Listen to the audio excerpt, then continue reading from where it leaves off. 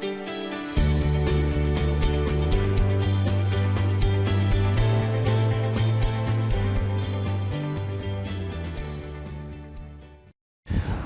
वालेकुम, hello everybody, कैसे हैं आप लोग।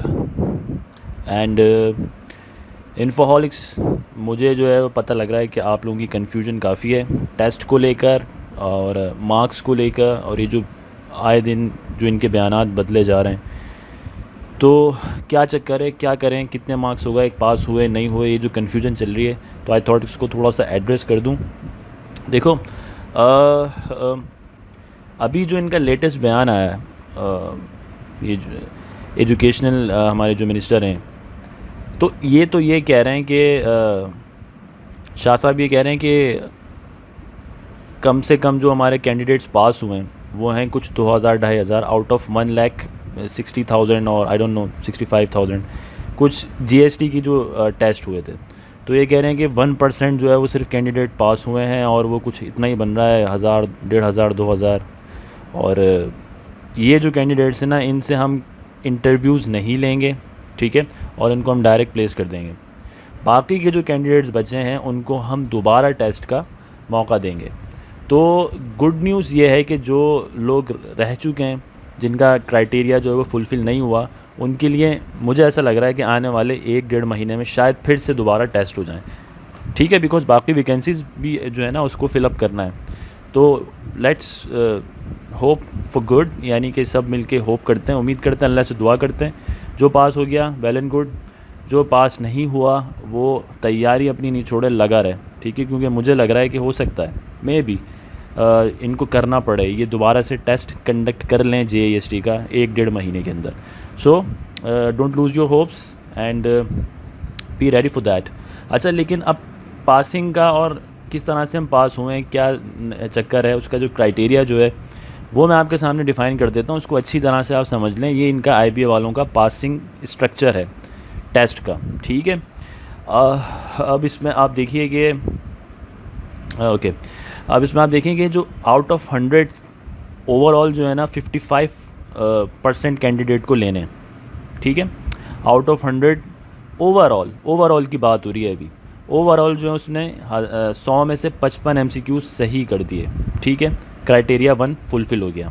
लेकिन उन्होंने फिर एक और क्राइटेरिया लगाया है कि हर सब्जेक्ट में उसको कम से कम 45% लेने हैं। सही है, यहाँ पे आ रहा है थोड़ा सा इशू। अब ऐसा है कि 55% से ज़्यादा बहुत लोगों ने लिया हुआ है, 60%, 65, 70, 80% तक लिए हुए हैं, लेकिन उनका ये क्राइटेरिया फुलफ़िल नहीं हो रहा, तो वो फ़ेल हो गए। अब ये क्राइटेरिया है क्या, एटलीस्ट 45% वाला, वो ये है कि अगर 10 क्वेश्चंस का पोर्शन आ रहा है ना, यानी जैसे सपोज़ कर लें कि जनरल नॉलेज का जो पोर्शन है वो 10 क्वेश्चंस का है, ठीक है, तो उसमें आपको कम से कम 4 क्वेश्चन सही करने हैं, या 5 कर लेंगे तो खैर 50% बन जाएगा, कम से कम 4 क्वेश्चन जो आप सही करेंगे तो आपका ये 45% वाला क्राइटेरिया ओके टेक हो जाएगा। सही है, सेम गोज़ फॉर हेयर। ये जो 20 क्वेश्चन वाला पोर्शन है, लाइक इंग्लिश हो गया, उर्दू हो गया और जनरल साइंस हो गया, उसमें आपको कम से कम 9 क्वेश्चंस जो हैं वो सही करने हैं, तो आपका ये 45% वाला क्राइटेरिया पूरा हो जाएगा, ठीक है। तो आप लोग अपनी आंसर शीट्स के अंदर चेक कीजिए कि जो 10 क्वेश्चन वाला पोर्शन है, कीज़ वगैरह मैच करके देखिए, उसमें कम से कम 4 क्वेश्चन सही हैं आपके, तो आपका ये पोर्शन सही हो गया। और जो 20 पोर्शन वाले क्वेश्चंस हैं उसमें कम से कम आपने 9 क्वेश्चन सही किए हैं, तो आप 45% वाले क्राइटेरिया पे उतर रहे हैं। और ओवरऑल भी अगर आपका 55 बन रहा है तो भैया आप पास हो गए, ठीक है। आई समझो बात। ये मत देखना कि मेरे तो 65 हैं, 67 हैं, यार 70 है, मैं क्यों फ़ेल हो गया। आप हो सकता है 70 आपके मार्क्स आए हों, लेकिन आपने जो है ना ये 55% वाले क्राइटेरियाज फुलफ़िल ना किए हों। हो सकता है मैथ्स में आपने 18 मार्क्स ले लिए हों, उर्दू में आपने सिर्फ 2 मार्क्स लिए हों, तो उर्दू में तो 45% वाला क्राइटेरिया फुलफ़िल नहीं हुआ ना, इस तरह से। तो ये मैंने आपको बता दिया है कि 20 नंबर वाले जो क्वेश्चंस हैं, जो पोर्शंस हैं, उसमें कम से कम 9 तो सही करने ही करने हैं, ताकि 45% का क्राइटेरिया फुलफ़िल हो। 10 वाला जो पोर्शन है उसमें से कम 4 या 5 सही कर दो तो 45% फुलफ़िल हो जाएगा, और ओवरऑल जो है वो 55% या उससे ज़्यादा ले लो। तो ये इनका स्ट्रक्चर आपके सामने आ चुका है। सही, इसको अच्छी तरह देख लो, समझ लो, कोई क्यूरी हो तो फिर मैसेज करके पूछ लेना। ओके, तो फिर से मैं कह रहा हूँ कि मुझे ऐसा लग रहा है कि इम्तिहानात जो हैं ये दोबारा होंगे। So don't lose hope. सही है, जिनका भी पीएचडी वाले जो हैं वो भी मेहनत करें, और जीएसटी वाले भी उम्मीद नहीं हारें। जो पास हो गए उनको बेस्ट विशेस, जो थोड़े थोड़े नंबर से अगर रह गए तो वो उम्मीद नहीं हारें। अभी फ्रेश हो जहन में सारी चीज़ें, तैयारी करते रहो। ये मुझे लग रहा है कि नेक्स्ट मंथ या उससे नेक्स्ट मंथ दोबारा उन कैंडिडेट्स के लिए पेपर जो है वो निकालेंगे, अनाउंस होगा। तो ठीक है, अपनी जो है उम्मीदें जो हैं आप अल्लाह से जोड़े रखें और अपनी सी मेहनत करते रहें। ओके, नेक्स्ट थिंग मुझे आपको बतानी थी उन कैंडिडेट्स के लिए जो कि FIA का एग्ज़ाम दे रहे हैं। सही है, तो मैं आपको उनकी लेटेस्ट अपडेट बता देता हूँ भाई। FIA ये ठीक है, फेडरल इन्वेस्टिगेशन एजेंसी की पोस्ट आई हुई थी कुछ अरसे पहले। काफ़ी सारे लोगों ने इसमें भरा है, ASI में, और UDC अपर division clerk, LDC lower division clerk, assistant, और पता नहीं कौन कौन सी पोस्ट आई हुई थी। तो अब जो है इनका कुछ मामला बनता हुआ नज़र आ रहा है, बिकॉज़ इन्होंने जो है वो सिलेबस अनाउंस कर दिया है। मैं आपको वो सिलेबस दिखा देता हूँ। आप जाके यहाँ पे ये वाला लिंक जो है ना जिस पे आपका वो बना हुआ है, जहाँ से स्लिप्स वगैरह डाउनलोड हुई होंगी, ये www.fia.gov.pk/careers, इसके ऊपर जाके आप एंटर करोगे तो ये वेट अ मिनट, सॉरी मैंने वही लिंक दोबारा कॉपी कर दिया। मैं आपको बताता हूँ, ये वाला, ये जॉब्स वाला, jobs.fia.gov.pk, repeating again, jobs.fia.gov.pk, enter कर दो। यही वो लिंक है। सही है, अब इन्होंने कोर्स की आउटलाइन दे दी है। कोर्स की आउटलाइन देने का मकसद है कि विद इन अ मंथ शायद कोर्स हो जाए, आई डोंट नो। ये पूरा उन्होंने स्ट्रक्चर भी दिया हुआ है, आप यहाँ पे पढ़ सकते हैं। इंस्ट्रक्शन फॉर द एप्लीकेंट्स, और सारी चीज़ें दी हुई हैं। इलेक्ट्रॉनिक गैजेट नहीं लाना, और सैनिटाइज़र, वही सारी चीज़ें होती हैं। Physical test date schedule on 5 सितंबर एट कोयटा सेंटर। अच्छा, फ़िज़िकल तो हो गया, जिसमें सब इंस्पेक्टर थे हैज़ बीन रीस्केड्यूल टू, अच्छा अभी नहीं हुआ, ओके। जो सब इंस्पेक्टर थे उनका अभी 15 सितंबर को ड्यू टू ओके, तो कोयटा वगैरह का है। और भी मतलब इसमें है, आप देख लीजिएगा इसको, ठीक है, सारी चीज़ें आप देख लीजिएगा। मेरा मकसद ये दिखाने का सिर्फ ये था कि यहाँ से आप डाउनलोड करें कोर्स आउटलाइन। ये ठक से डाउनलोड हो गया, इसको ओपन कर दें तो ये ठक से ओपन भी हो जाएगा। सही है, अब आप देखो ज़रा, थोड़ा सा जूम कर दूँ उसको मैं, यप हियर इट इज़। आप देखें कि ये इनकी पोस्ट है, असिस्टेंट की पोस्ट, बड़ी ज़बरदस्त पोस्ट होती है भाई, 15 ग्रेड की। और सब्जेक्ट्स देख लो वही हैं। देखो मैंने आपसे कहा था ना, सब्जेक्ट्स ही चेंज नहीं होने वाले, हमें इन पे बहुत मेहनत करनी होगी। ये देखो आ गया वो, Islamic studies for Muslim candidates, ethics for non Muslims. अच्छी बात यह है कि हमें ईथिक्स नहीं पढ़नी पड़ेगी, ऑल्थो कि हमने 2 वीडियोज़ में थोड़ा बहुत कवर करने की कोशिश की है, तो कुछ नॉलेज है। बट नॉन मुस्लिम्स के लिए ईथिक्स पोर्शन होगा, इस्लामिक स्टडीज़ जो है वो मुस्लिम्स के लिए होगा। 10% इसका वेटेज है।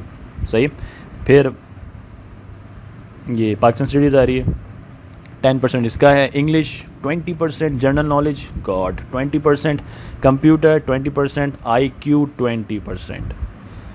हाँ, इस तरह से जो है वो पूरी इसकी सिमेट्री है, आप देख लें। तो मेहनत करनी है। FIA वाले जो हैं, जिन्होंने जिस भी पोस्ट में अप्लाई किया हुआ है, असिस्टेंट की पोस्ट है या सब इंस्पेक्टर की पोस्ट है, ये आ गई इधर, एक ही है पूरा का पूरा जो है ना वो, आप कह लें कि इस्लामिक स्टडीज़, ईथिक्स वही, Pakistan studies, English, general knowledge, computer, IQ, वही सब्जेक्ट्स हैं, वही क्राइटेरिया, वही वेटेज है। ये सब्जेक्ट्स और वेटेज वही आ रहा है। सब इंस्पेक्टर वालों ने जिन्होंने अप्लाई किया हुआ है, उसके बाद स्टेनोटाइपिस्ट और UDC, ठीक है। इसमें LDC नहीं है क्या? LDC है बिल्कुल, ये रहा।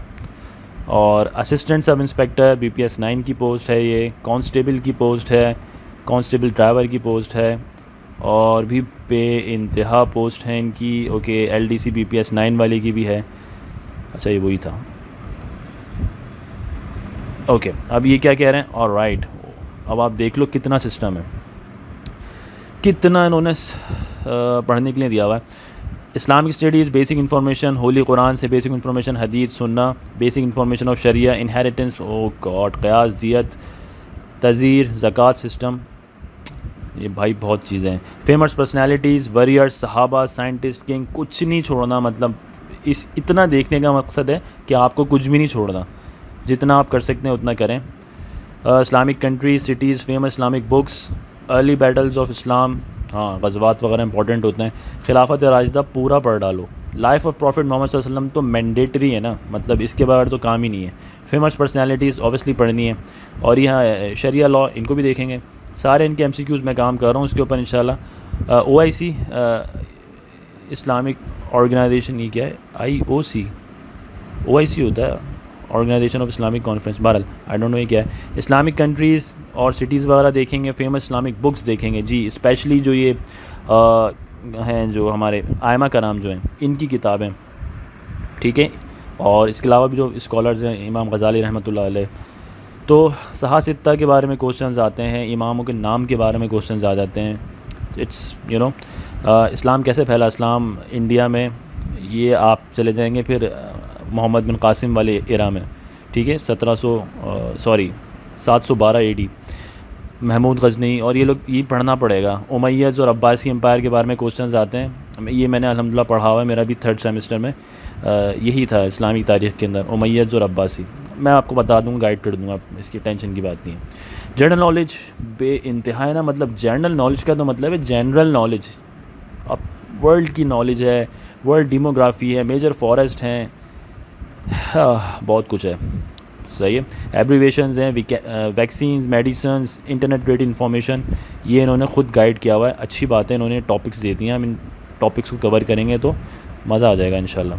इंग्लिश, यस, आप सोचो यार, हम जब इतने टॉपिक्स को कवर करेंगे, देख लेंगे, समझेंगे, पढ़ेंगे, तो कितनी नॉलेज में इजाफा होगा।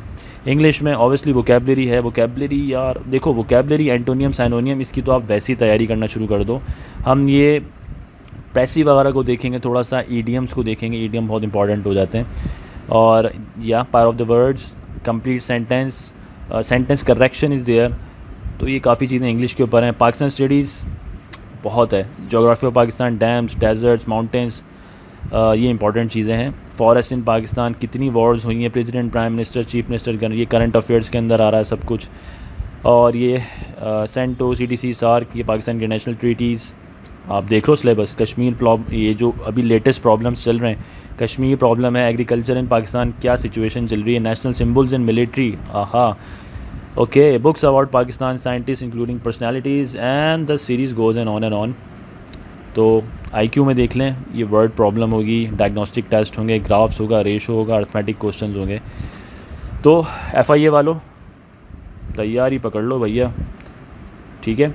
और जो GST वाले हैं वो उम्मीद मत हारें, मैं आपको सारा क्राइटेरिया बता दिया है, इस क्राइटेरिया के ऊपर अपने आप को जज कर लो, दोबारा आंसर कीज़ निकाल के चेक कर लो कि क्या 10 को वाले पोर्शन में 4 क्वेश्चन कम से कम सही किए, या 20 वाले पोर्शन में 9 क्वेश्चन कम से कम सही किए, और अगर ये दोनों किया है तो ओवरऑल क्या 55% बन रही है, नहीं बन रही है, इस बेस पे अपने आप को ख़ुद ही जज कर लो, ठीक है।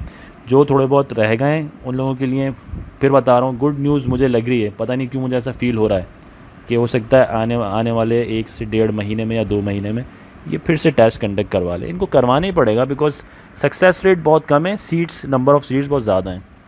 तो असल में IBA जो है ना, थोड़ा सा खींच के लेता है टेस्ट, तगड़ा इदारा है, तो ये लोग हैं, आप कह सकते हैं। हालांकि इनसे गलतियां बहुत हुई हैं, इसमें कोई डाउट नहीं है, आंसर कीज़ जो हैं वो उसमें भी मिस्टेक्स हैं। 2 से 3 MCQs तो मेरे गलत किए हुए इन्होंने सीधे, तो मेरा स्कोर भी हाई हो जाएगा, आप लोगों के भी होंगे ऑब्वियसली।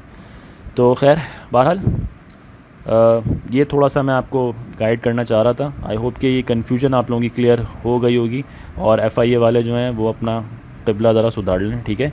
काम बहुत करना है, पढ़ना बहुत है, ठीक है जनाब। हैविंग सेड दैट, अपना ख्याल रखिएगा, मिलते हैं दोबारा बहुत जल्द वीडियोज़ के अंदर। टेक केयर्स, अल्लाह हाफ़िज़।